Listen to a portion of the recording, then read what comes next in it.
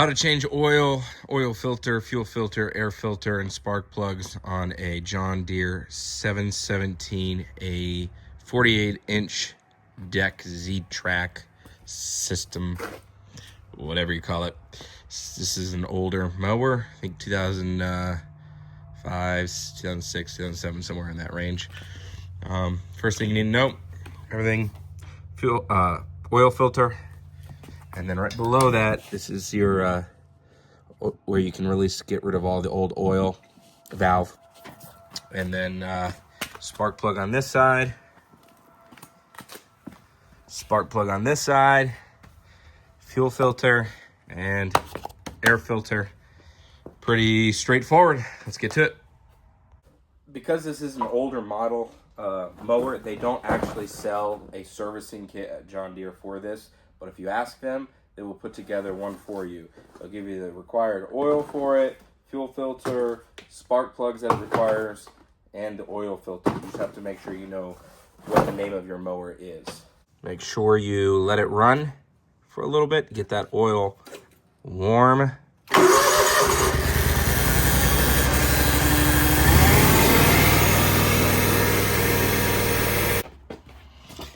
I found if you take the oil filter off first, it makes it a little bit easier to get to that oil drain plug.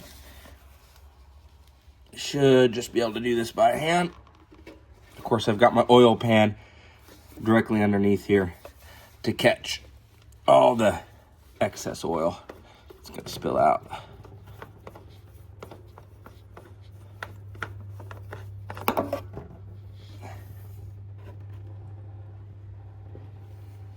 $10mm wrench should pop this open. There we go.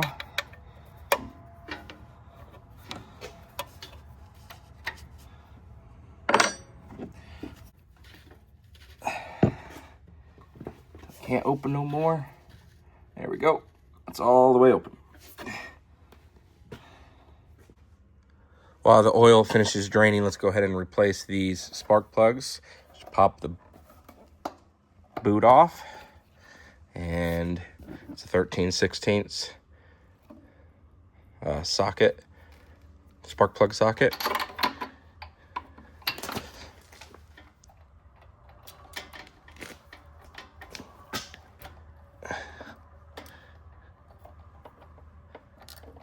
There we go.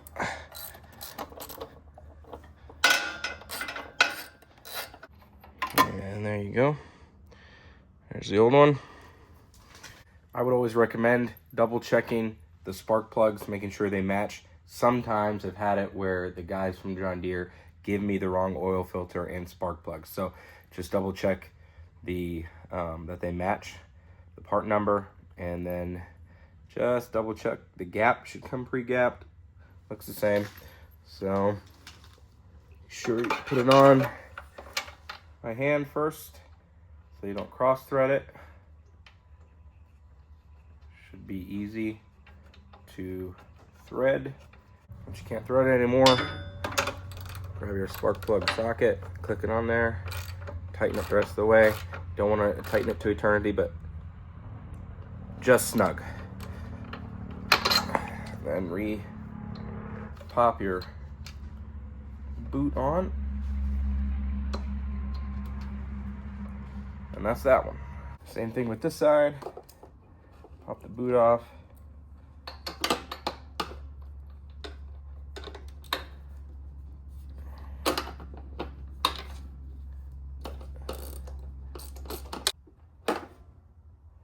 There's your old one.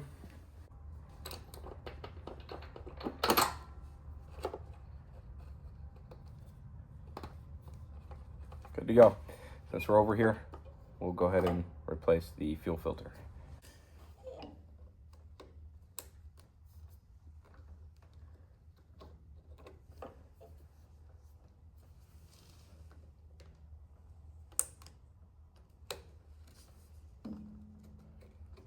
Okay.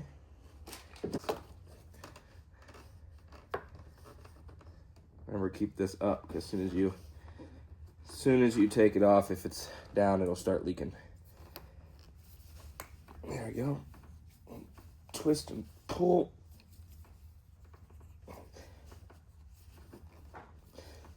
Ugh. Old one versus your new one. Remember that you have the arrow at the bottom telling you what direction the fuel should be entering and then what direction it exits. So if the gas tank is here, this is the fuel line to the engine, taking fuel to the engine. So we're going to slip it on in that direction. Make sure it's all the way on. There we go. Take a clip. All the way at the front. This clip. Front. Make sure before you put the new oil and oil filter in that you do remember to close your valve. Oil filter, I already checked it compared to the old one. It matches. Put a little bit of oil in it and around the seal.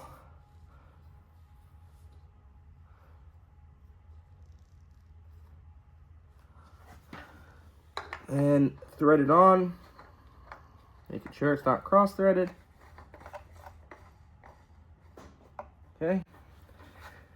And again, don't need to tighten to eternity, just till it's snug. This mower calls, and they'll tell you this when they give it to you, calls for 2 quarts of oil.